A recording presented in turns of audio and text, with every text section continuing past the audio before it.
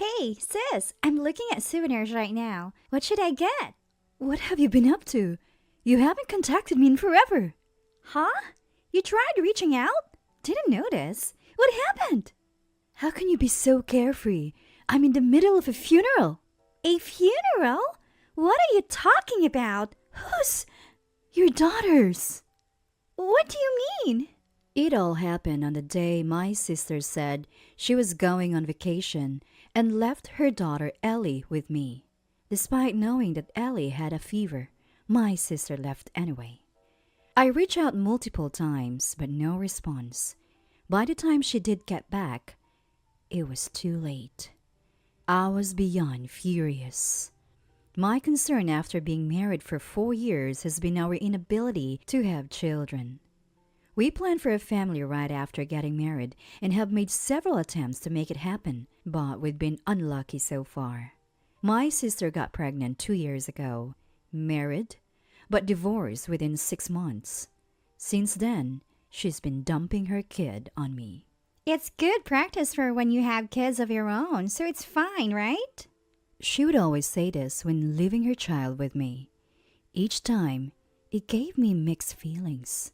Still, a life is a life, and I accepted the responsibility. But I've had enough of my needs being ignored, so this time as well. I want to leave Ellie with you again because I'm going on a trip with friends for a week. Again? Didn't I just take care of her last week? That was for work. It couldn't be helped. Why can't you ask our parents for a change? I have plans too, you know? What plans, kid you? A house worker possibly have? It's fine, right? But for a whole week? I'll bring back souvenirs. This is a long-planned international trip. I can't cancel.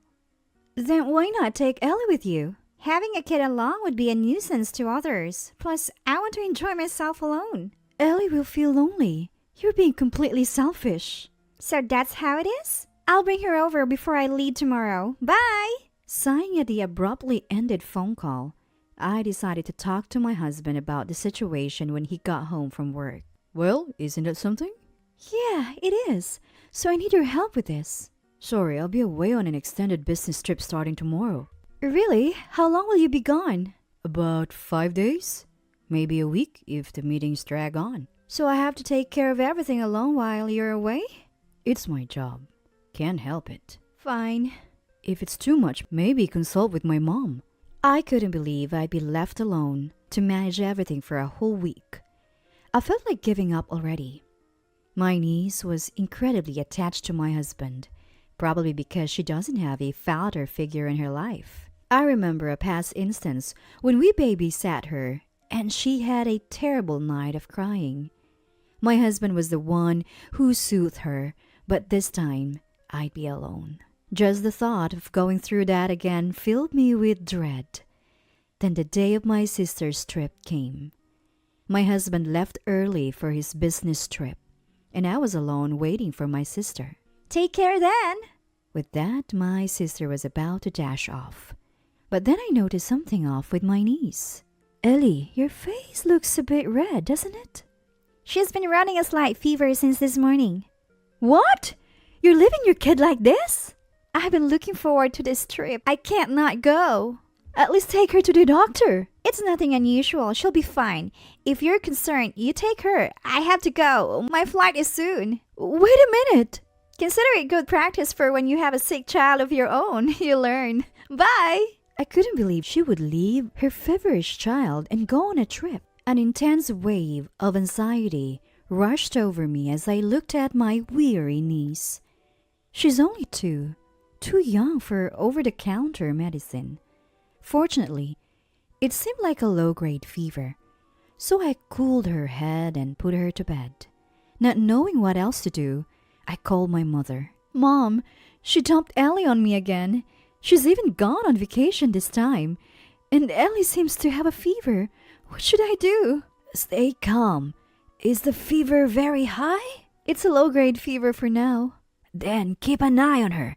If she has seizures or convulsions, call an ambulance immediately. All right. Contact me if anything happens.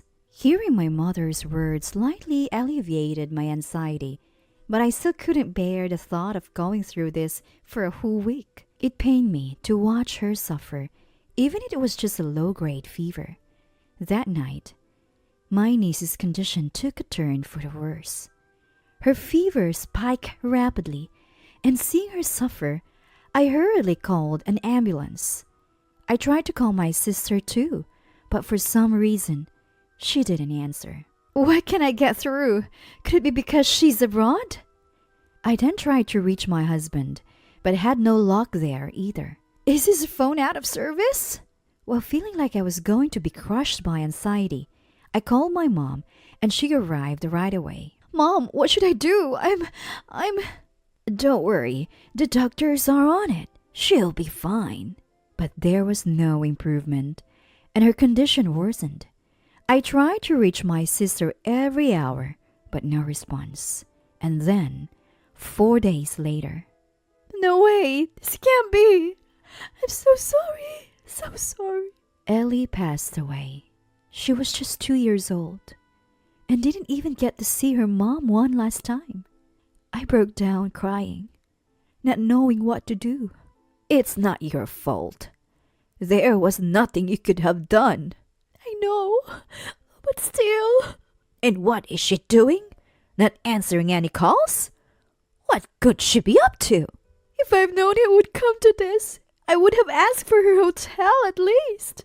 Filling up with regret, I had Ellie's body taken to the funeral home. I couldn't get a hold of either my sister or my husband to discuss what to do next. His business trip was supposed to end tomorrow, so all I could do was wait. Seeing how worn out I was, my mom told me to get some rest, and I finally got a good night's sleep for the first time in 4 days. The next day, I tried calling my sister again with no change. My husband didn't return either. Growing concerned, I decided to contact his office. They said he was actually on a week-long leave. I felt a bad premonition. I never paid it much attention before, but Ellie was fond of my husband, and he get along well with my sister. My husband would often tell my sister she was cute, and she seemed to enjoy it. And when my sister would leave Ellie with us, my husband often returned home late, but lately, they came back together. Once the suspicion began, it snowballed. The day they both left was the same, and the number of days they've been missing is the same too. Is this a coincidence? I went to check my sister's Instagram and found photos from 2 days ago. She was in a hotel room, enjoying room service. Upon closer examination of the photos, I noticed my husband's reflection in the mirror. I was convinced that they were having an affair. Leaving a sick child behind for an affair? And with her own sister's husband at that? Unforgivable. I saved the photos, and in between arranging Ellie's funeral, I obtained divorce papers. 2 days later, Ellie's funeral took place with only family members present. Why isn't she here? Still no contact? That's right. Not being at her child's funeral. What kind of mother is she? Unbelievable. Finally, my sister called, just as our parents were fuming. Hey, sis! I'm at the airport shopping for souvenirs. I'll be back today, so I'm wondering what you'd like. I also want to thank you for taking care of Ellie. What have you been doing all this time? I was on vacation. We tried reaching you multiple times. Why didn't you pick up? Huh? Sorry, I didn't notice. Maybe because I was abroad. Anyway, do you want anything? We're in the middle of a funeral right now. Let's talk later. Whose funeral? Your daughter's. What? What are you talking about? Ellie passed away 2 days ago. Wait, I don't understand. Ellie had a fever and you just left her. She was calling for you, saying mom, mom until the very end. Huh? You're essentially responsible for your own daughter's death. Wait a minute. If you can't believe it, come back home. That night, astonishingly, my sister came back home with my husband. Seeing my husband comfort my sister as she broke down in tears made me feel disgusted. I'm sorry. If I had been there for her, I'm truly sorry. I know this is a bad time, but I have a question. What is it? Ever since the night you left for your trip, I've been trying to contact you every day. I've called, sent text messages, and even WhatsApp messages, but you never responded. Why is that? Well, I was abroad and I couldn't use my mobile phone. Is that so? Then what's this? I showed her a picture from her Instagram. This was posted 4 days ago. If you could post this, then you must have been able to use your phone at the hotel, right? You noticed my messages but found it too troublesome to reply, didn't you? That's why your WhatsApp messages were never marked as read. You simply didn't want to communicate with me. Am I wrong? That's not true. Let's ask the other person in the photo then. The other person? Did you enjoy your trip with my sister? What? I zoomed in on the photo and showed it to both my husband and my sister. Both of them turned pale as ghosts. Our parents, who also saw the photo, were shocked. Looks like it's you in the mirror reflection. Care to explain? Isn't that a mistake? I was on a business trip. I contacted your company. They said you were on a vacation for an entire week. If it wasn't you in the photo, then where were you? You must have had a great time posting a photo like that. But you made one big mistake. I didn't think I would be caught in the reflection. I'm sorry. Finally, both of them admitted to their affair. The tension in the room was palpable. My parents were livid. What on earth are you doing? I can't believe you abandoned your child for a fling. You're no daughter of ours anymore. We're cutting you off. I tolerated this because you were a single mother. But we've been giving you so much money. I want it all back. I never want to see your face again. Hold on, Mom, Dad. Quiet. Don't even come back. Can you say something, sis? What's there to say? This is all on you. I hope you regret this for the rest of your life. I couldn't bear my sister's negligence towards her child, so I told her off coldly. My sister kept apologizing to Ellie through her tears, but Ellie never returned. And of course, I couldn't forgive my husband, who had been supporting her. This involves you too. What? Sign this now. We'll discuss the compensation through lawyers. A divorce? Why? Why? Are you kidding? I can't be with someone who cheats with my sister. Wait, I messed up. We can talk about this. Talk? You lied about a business trip to go on a cheating getaway. There's no talking to you. Oh, well. Any more discussion will go through the lawyer. I submitted the divorce papers to the court, and it was agreed that they would both pay me a total of $50,000 in compensation. I left the house and returned to my parents. Here I am again. I'm sorry.